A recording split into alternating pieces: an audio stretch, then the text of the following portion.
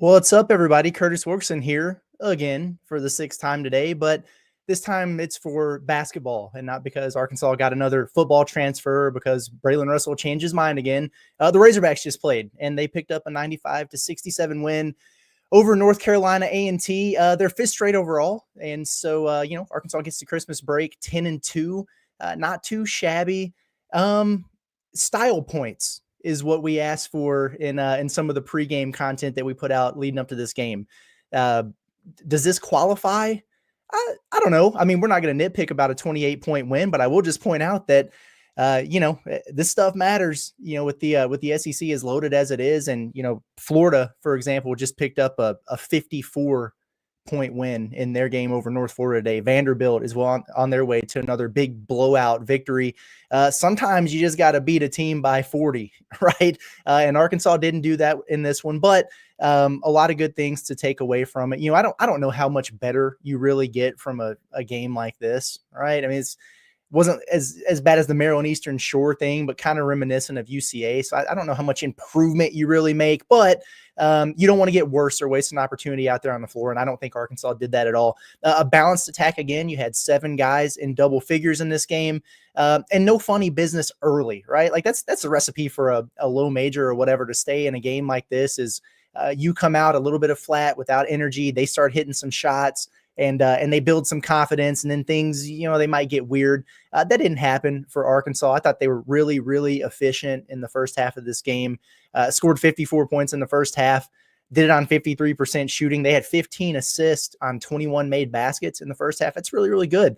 Only 1 turnover in the first half. So 15-1 assist to turnover in the first 20 minutes of basketball. That's really good stuff there. That's how you build a 23-point halftime lead. And then they just kind of put it in cruise control the rest of the way, which again, like I would have liked to seen Arkansas score 100 in this game.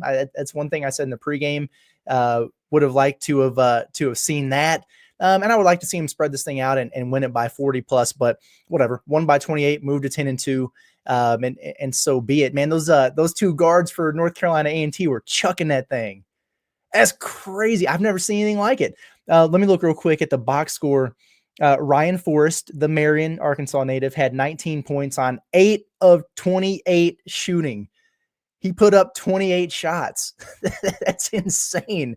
Just letting it fly. And he outshined his boy from Fayetteville, Landon Glasper, who scored 16 points on 7 of 21 shooting.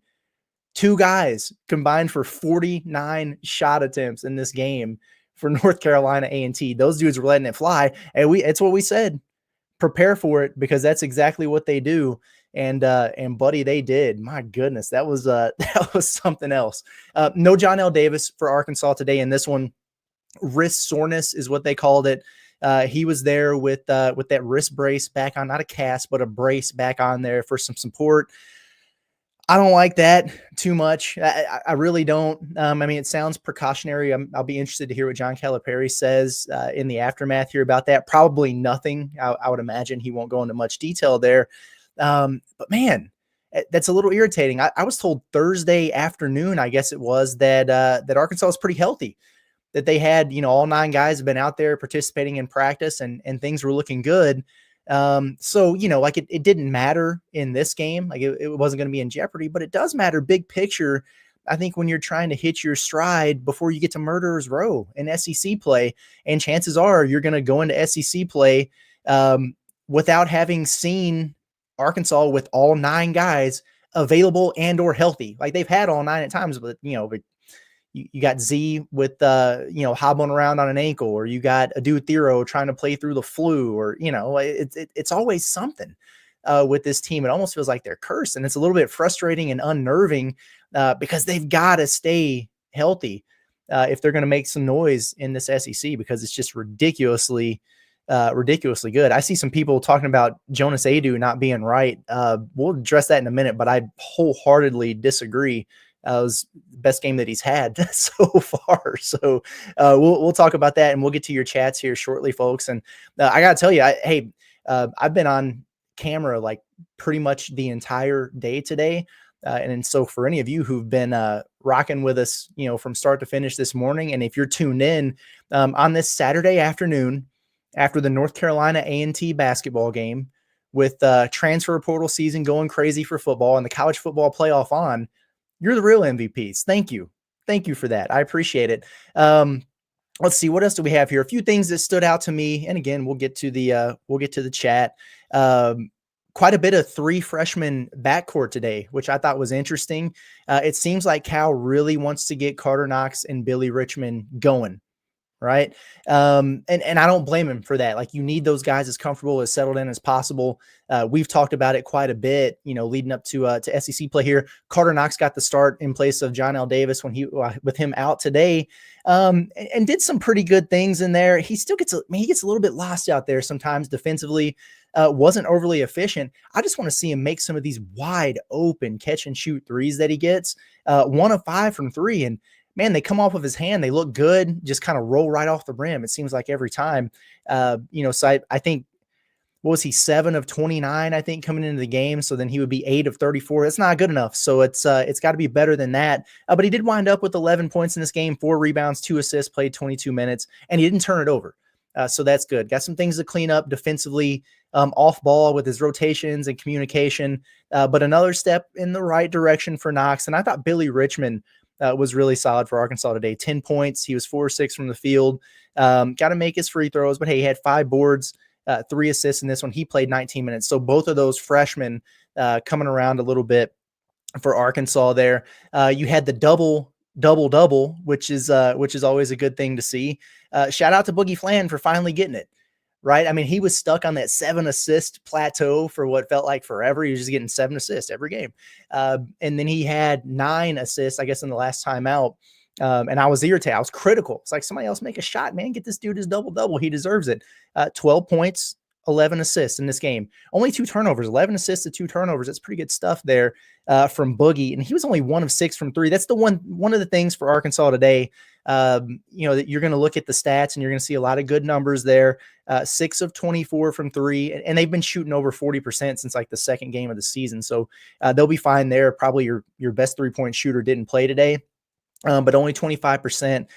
You'd like to see a couple more of those go down. And when you have, Boogie and Carter Knox combined to go 2 for 11, that's kind of what you're going to get. Right. And then the other double, Jonas Au, 17 points on 7 of 13 shooting and 11 rebounds for a guy that's apparently not right. I think that looks pretty good there. I just wonder if y'all have watched Jonas play before at Tennessee. Right. I've said it before. I see some people in the chat here, and it's like, I think he's pimping, not limping. It's just kind of the way he moves. He seems a little bit stiff. I've said in the past, it's like it's almost like his butt cheeks are tucked up between his shoulder blades. It's just a little bit stiff in there, and drags around a little bit. I understand what you guys are saying and looking at that, but I think he's fine. I will say he looked a little bit more fatigued out there at times today than he had the last couple games. I'll give you that, but I thought he was really good. Scored the first 5 points of the game. I think 7 of the first 10. Had they just continued to feed him, I mean, he would have been able to feast and do whatever he wanted to. But hey, 17 points, 11 rebounds. How many block shots did he get? I feel like Arkansas had a good amount of blocks. Yeah, they had 9 blocks in this game. Jonas had 3. I feel like all of those were pretty early. And Trevon had 3 as well. And I thought he was really good again. He finished with 11 points. I did not realize until just now that he got to 9 rebounds. So he almost got to that double-double. That would have been awesome if they would have had 3 of those guys. Trevon just continues to be really good for Arkansas. I was impressed with a lot of the things that he did in this game. I mean, he knocked down another 3. Y'all know I love that. But maybe the best thing that we saw from him was he gets that touch in the paint, and it's like a back-to-the-basket situation, drops the shoulder, creates a little bit of space and finishes over the top of somebody. That's a grown man move. That's a big man move in there. You like to see that from Trevon, man. That's really good to see. Let's see. And he's going to be hard to keep off the floor too, by the way. I mean, I was happy to see Adu Thero back out there. I thought it took him a little bit to kind of settle in and get going, but not too shabby coming off of the flu game, 14 points. He was just bully balling people in this game, but he did step into a 3-pointer and knock it down. And Thero is one of those guys who does most of his damage around the rim, but he needs to be at least a threat out there from 3. He started the season off pretty good. Then I think he was 5 of 21 coming into this game. And so knocking that one down, and it looked pretty. So that was good to see there from Thero as well. pretty casual day at the office, I guess, for DJ Wagner. 10 points, hit a couple more threes. He just continues to do it. 2 of 5. That's 40%. He's a 40% 3-point shooter. Maybe that's just who he is now, I guess. 4 rebounds, 3 assists. I was wondering what his game would look like offensively, just because I know he was going to be tasked with guarding Landon Glasper out there, which, like it's a mid-major guard or whatever. But when you have guys who take, 20 plus shots per game, that takes a lot out of you on the defensive end of the floor. Like you gotta exert a lot of energy, whether you're the better player or not, which is just kind of what it was there.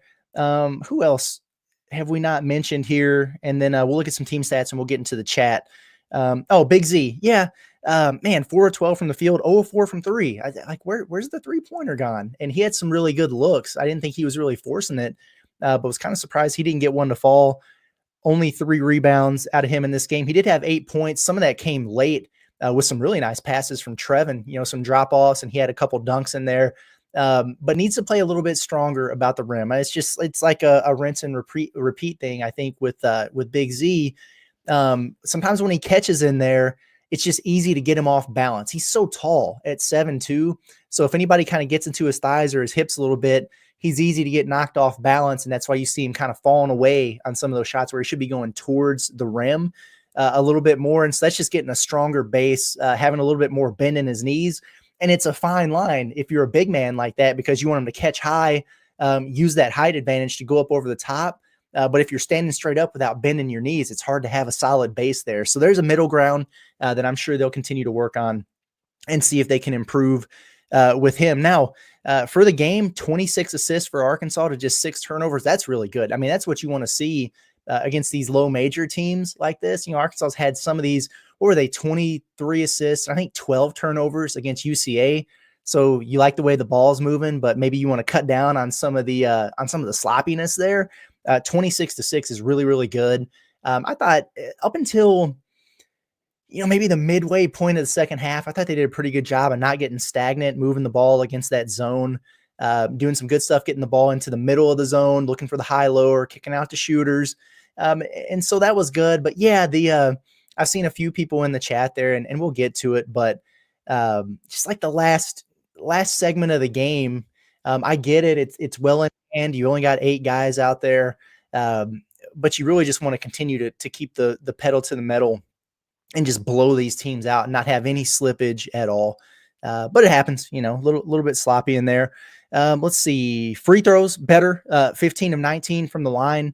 It's just under 80%. I think there were 9 of 10 in the first half, but Thero missed his first one. He wound up 3 of 4. And then it was Billy Richmond who was responsible for the other misses. He was only 2 of 5. Everybody else nailed theirs up there, which is, a step in the right direction. Arkansas has kind of been weird from the free throw line. Some games they shoot about 50%. You're wondering what the heck's going on. And sometimes they're really good. So, but I mean, mentioned it earlier, but you got to like the balance. I mean, you pretty much played 8 guys in this game. 7 of them score in double figures, and the 8th guy gets you 8 points.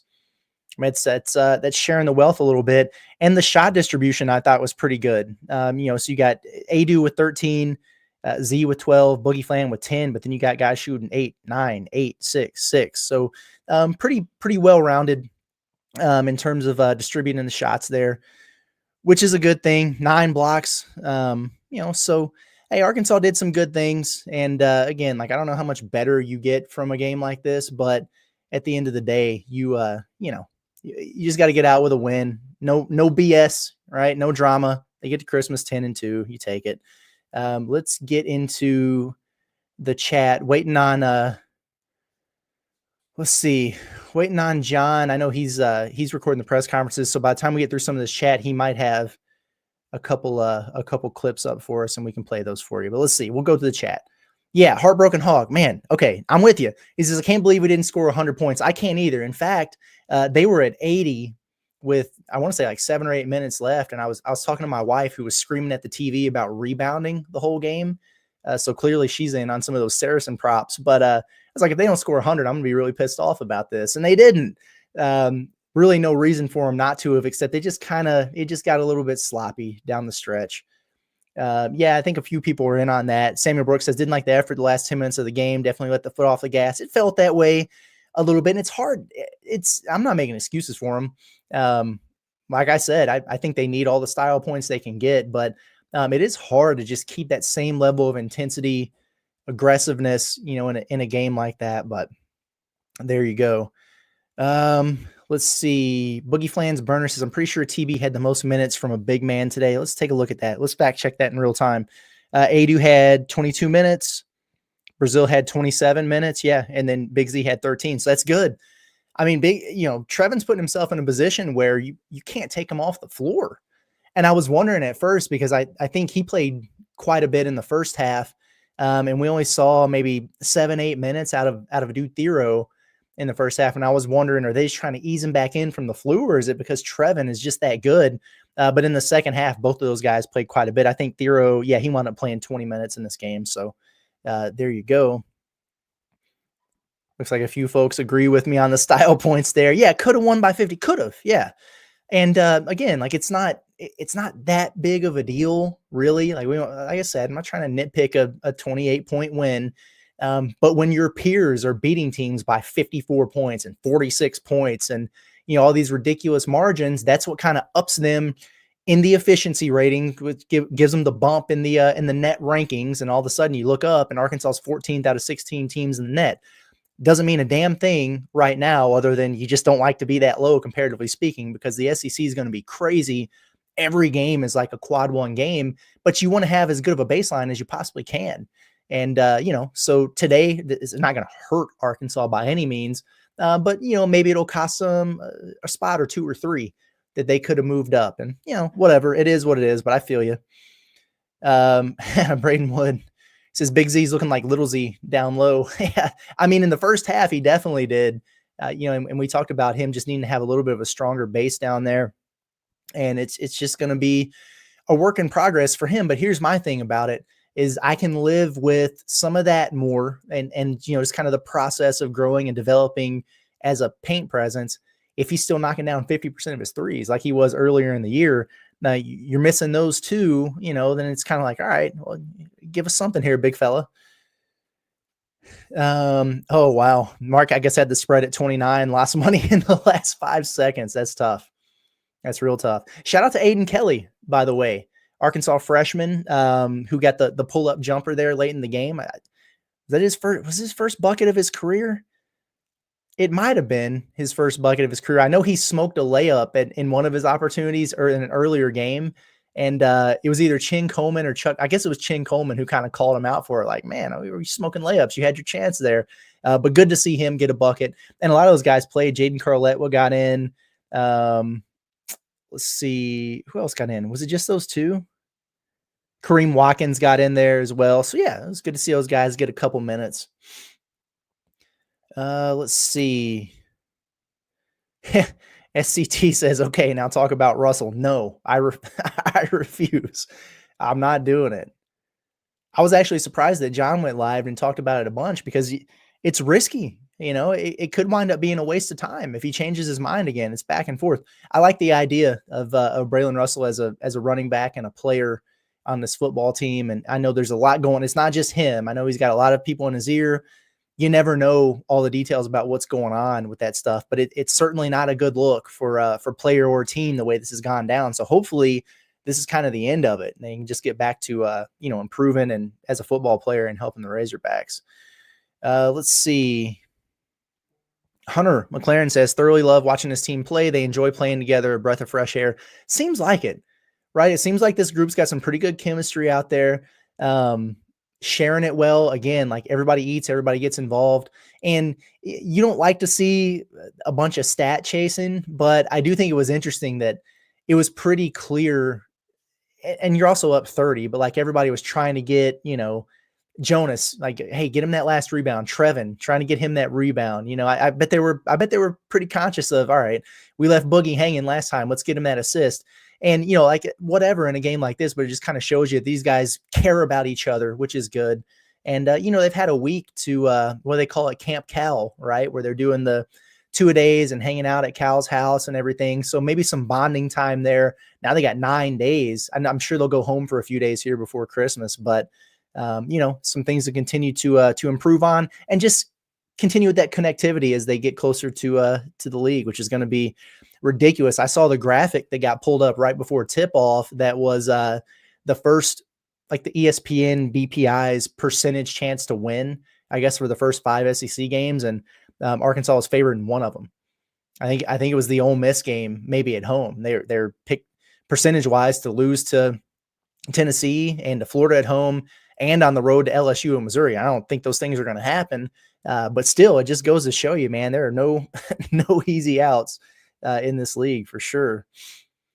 Let's see. Yeah, a lot of TB love in here. I like that. I like that a lot. Let's see. We got John throwing some stuff in the chat. That's good to see. Yeah, I guess I did trademark the pimp limp there. So, oh man, that's pretty good. Let's see. Sorry, I'm doing this in real time. A lot of times, like if I'm on here with Andrew and, while he's talking, I'm kind of going through the chat and we can just mark the ones that we want to make sure we get to. That way we're not doing the dead air time where we're just scrolling a little bit. I do like this from Phil. He says, Billy Richmond plays hard like a freshman Devo. I like that comparison a little bit. And, going into the year, that was one of the things I talked about when we were doing our player previews of like, hey, I think that his pathway to being a contributor on this team is the Devo pathway, where maybe you're not playing a ton of minutes early on, but you're doing all the little things that become infectious and contagious on the team. Like you're diving for loose balls, crashing the offensive glass, playing great defense, having great energy. And he's doing all of those things right now. And you're starting to see the minutes increase for him. Had a little bit of a downswing there, a week or two ago. The last couple games, he's been really solid, and they're going to need him. He's got to stop fouling, though. He's a little foul happy there. And it's just a freshman thing, right? Like defending with your chest, moving your feet instead of your hands, whatever. He'll be okay. Let's see. SCT says Billy Richmond is who Devo wishes he was. Yeah, I mean, there's comps there for the freshman performance, I think. I do agree with this though. SCT, we've talked plenty about TB here, but he's playing so well. He looks so much more polished and comfortable. Both I think are very valid there. Just looked real smooth stepping into that three. And then he had another one. This shot is one that he would have just taken 9 times out of 10 the last couple years. But instead he gave a little bit of an up fake and then comfortably put it on the floor and drove it and rose up and hammered that dunk on the baseline drive. And that was a big development because 1, usually he would just settle for that shot. 2, a lot of times last year, we remember it, he would put it on the floor and it's like 2 dribbles and then pick that thing up. He just wasn't comfortable and confident enough to get all the way to the rim and finish. And we did. We just saw that. So that's definitely a sign of some improvement there. Samuel Brooks says, Curtis, do you think we will be ranked next week? Memphis, Dayton, Michigan, and Clemson, all top 25 teams, all lost this week. It's going to be close. Mississippi State is definitely going to be ranked. That was the one team ahead of Arkansas in the receiving votes category. They got a big road win against Michigan today. So they'll be in there. I would imagine, I said Michigan, I meant Memphis. Memphis will probably drop out. Dayton, they played Cincinnati pretty close, but they'll probably, some of those teams will drop out. So Arkansas's got a chance to sneak in there. I would just have to go look at the rest of the receiving votes category and see like those teams who are behind you, if they got any big wins, right? Because Arkansas could slide in by default, but whatever. The only game you played was North Carolina A&T. So to coin my football phrase, I don't know how much that moves the needle. I hope they are though. I'd like to see him get ranked in there, and then maybe you beat Oakland, and then you've got a top 25 matchup with Tennessee going into the start of league play. That'd be pretty fun. So we'll see. I knew a lot of people like that. This is what people have been waiting to see from Trevon, talking about him bumping with the bigs down low and dunking the ball, just finishing strong and aggressive, being physical in there. Man, we've been waiting for that. And it's a sight for sore eyes because, forget about everything that's happened in the past with, the injury concerns and then the weirdness of last season and all that. The number one thing that would irritate Arkansas fans with Trevon was that he was just a little bit he's like a finesse big out there, a stretch forward that didn't want to get dirty in the paint. Now he doesn't care. He'll go in there and pound with you. So it's a good sign. See, what's this lineup combination from David here? He says DJ Boogie, Adu, and TB lineup is the one could beat anyone. It's a good group. I like that group a lot, especially with, again, if I looked at that at the beginning of the year, I'd be like, well, I don't know if you have quite enough shooting in there. But if DJ is going to be a 40% three-point shooter and Boogie is, and then now TB is getting a little bit more comfortable stepping out there and shooting it, I think you got enough spacing in that lineup there for sure. And we'll see what it looks like. They need to get Janel Davis healthy, obviously. That's going to be really, really important for him. But I wonder if this timeout, maybe sparks them to go with a lineup like this and then have Nelly Davis become that super 6-man, coming off the bench for him in the future. I don't know that they'll do that, but I like the size and the defensive versatility of that lineup that you have right here, David, is really, really good. I mean, that's nasty. Let's see. We keep scrolling here through a few more chats, and then we'll see if we got some clips. What we have? Some more Braylon Russell chatter. There we go. Oh man, I jumped the gun a little bit. Jaron Green says, "Do you consider bringing Nelly off the bench to get more shots up, and basically start that exact lineup that David was talking about?" I would consider it. I found it really interesting recently that Cal was talking about Janel Davis and saying he's just he gets so fatigued in the first few minutes of a game, and then he kind of wonders about if he's a little bit nervous or over anxious to start. So a way to counteract that is just settle down on the bench, get a feel for the flow of the game, and then be that first sub in. I don't think there'd be any problem with that. But I would hope, to your point, to get more shots up, I would hope that he comes in and that's kind of his role. They really would tell him that, like, hey, you need to spark the second unit offensively. You got to come in and hunt your shots, come in and be the sniper that they're looking for. Don't just stand in the corner and watch. We've seen enough of that. Okay. Let's see if we have any videos. Let me just pull up real quick. I'm not sure if we do. Oh yeah, we do. Okay. We got a handful of things here. Apparently Jonas Au gave an update on his own health. So let's just see what he had to say about how he's feeling. I'm still not 100%. I say I'm like 80, 85, still working. I still feel some pain for sure, but I'm just trying to push through, not think about it. So it's just day by day. There we go. 85%. He's giving you 17 points and 11 rebounds. So there you go. He's getting there. He's getting there. Now, what if he would have said, "Nah, I'm 100%. I feel great." Would y'all have then been like, maybe he's not that good? What do we want to see? I don't know.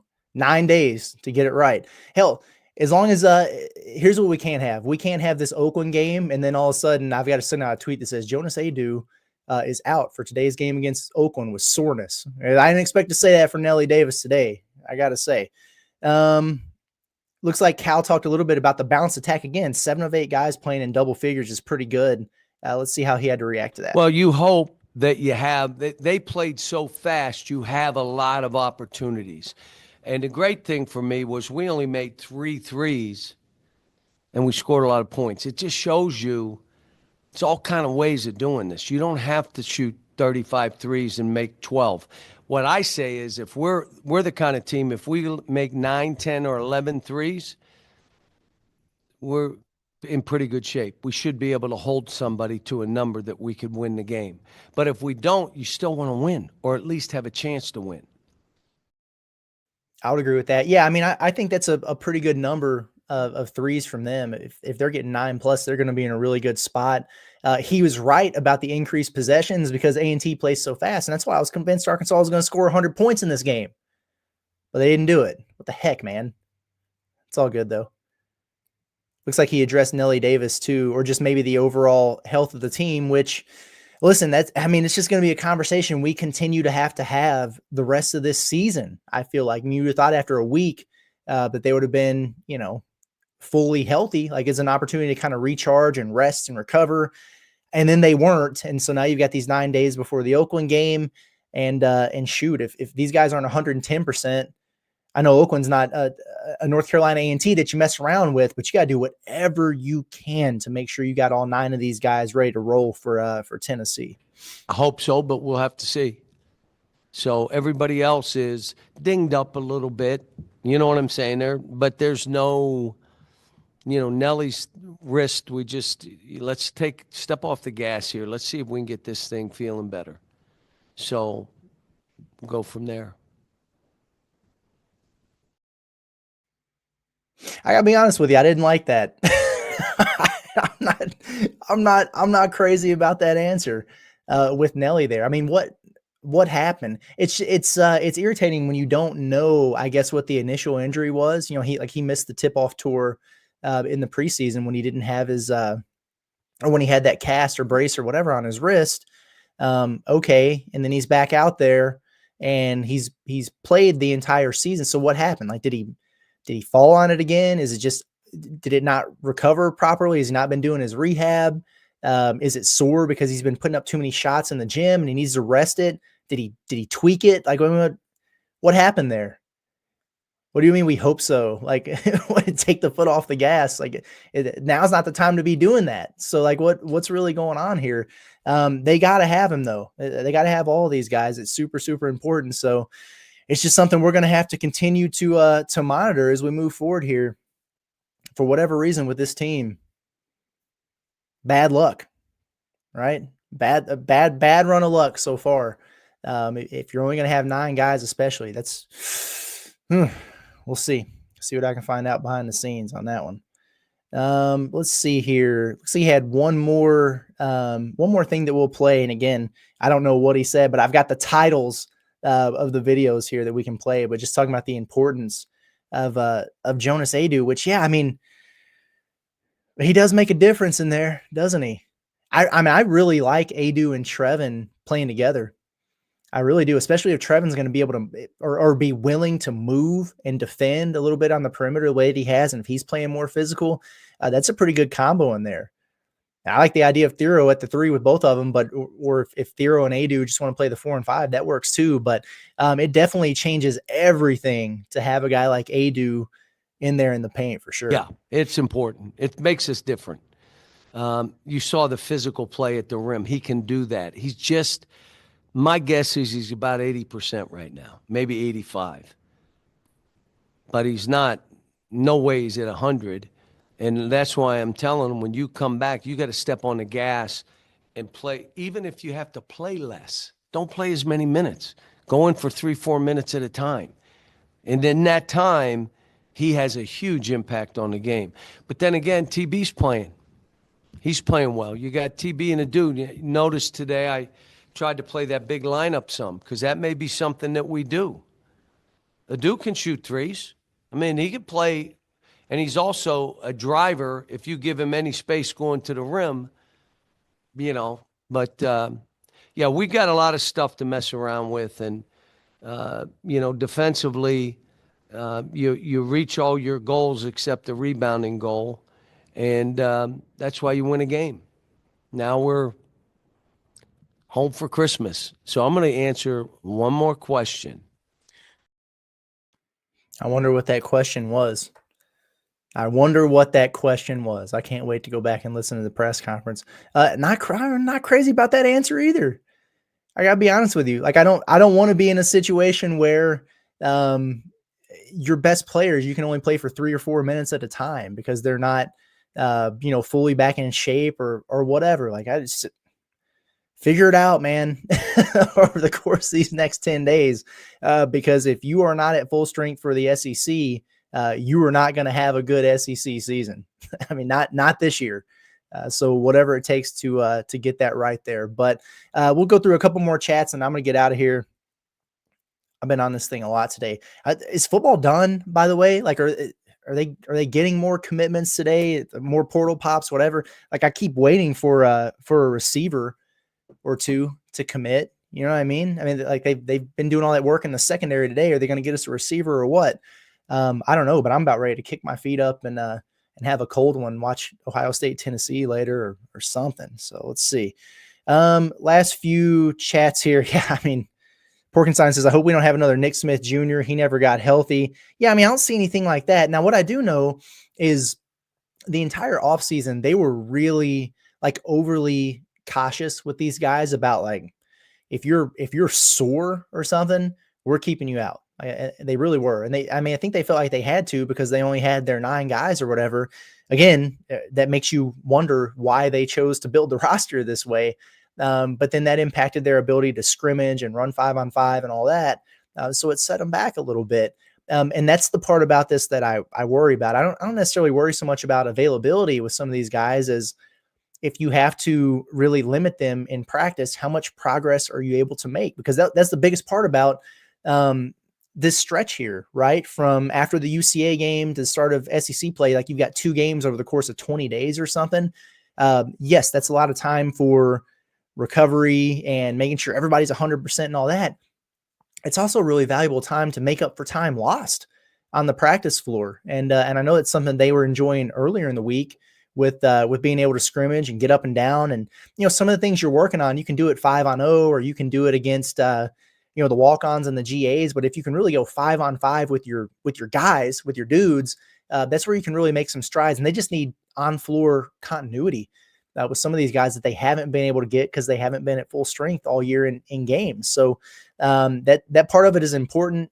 But, I think if they're all going home, they either come back Christmas night or the 26th. And so from that time, they're not going to be doing anything at all. And then maybe that's what they need to be healthy and get back after it here. We'll see. We shall see. Haas, I got to agree with you. I think we're a better team with Adu and TB in at the same time. They work pretty well together in there. They really do. Somebody just you've been watching The Sopranos SCT with the Gabagool drop there. Let's see. I'm going to pull this up even though it's football. I saw this right as I was getting ready to go live. The Jordan Dwyer crystal ball to TCU. That's the wide receiver from Idaho that was supposed to visit here before the dead period. I think he's been at TCU. So, I don't know. Crutchfield, where you at? Where you at? Yeah, I think I agree with this from SCT. He says Adu sounds like the last 15% is maybe a pain tolerance thing, which is actually encouraging. Sounds like he's all healed up. Just got to get the foot back in shape. Yeah, for sure. And there's a balancing act there too between, knowing how to play through it, knowing the difference between like soreness and actual pain, pushing it to make sure that you get back into shape versus not trying to re-aggravate anything. Like it's a balancing act, but now he'll just be able to be off his feet completely for 4 or 5 days. And, but that's also, and you're like, well, are they going to lose their conditioning? That's just part of it for every college basketball team. Like you take a few days off, you go get fat with the Christmas cookies, and you come back and you do a lot of conditioning for the next few days to get in shape for a game. It's just kind of part of the deal there. So, let's see. I think it's about it. All right. We did it. 40 minutes. I think that's sufficient for a North Carolina A&T late December pre-Christmas basketball game with everything else that's been going on there. But man, hey, I really appreciate you guys for tuning in, rocking with me, being in the chat, engaging, interacting. Really good stuff. It's been a busy day. Like I said, this is my 6th appearance for Inside Arkansas so far today, and who knows if this is going to be the end of it or not. But with Arkansas being off for the next 9 days here, the show doesn't stop with the basketball content. Just because football portal season is going on doesn't mean we stop with the basketball content. So stay tuned in. I mean, since August, every day we've been having something out at 8 o'clock basketball related.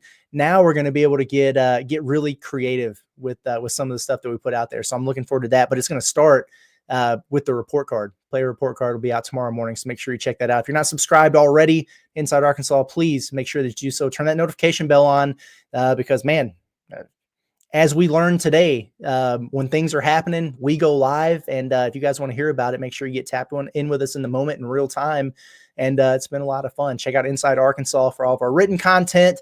And, we'll catch you guys later. I'd say in the morning, or I'd say tomorrow, but I'm just going to say next time because it could be in 5 minutes. It could be in an hour. It could be tomorrow morning. We don't know, but appreciate you guys as always. It's been Curtis Wilkerson with Inside Arkansas and the Pod at the Palace. We'll see you when we see you.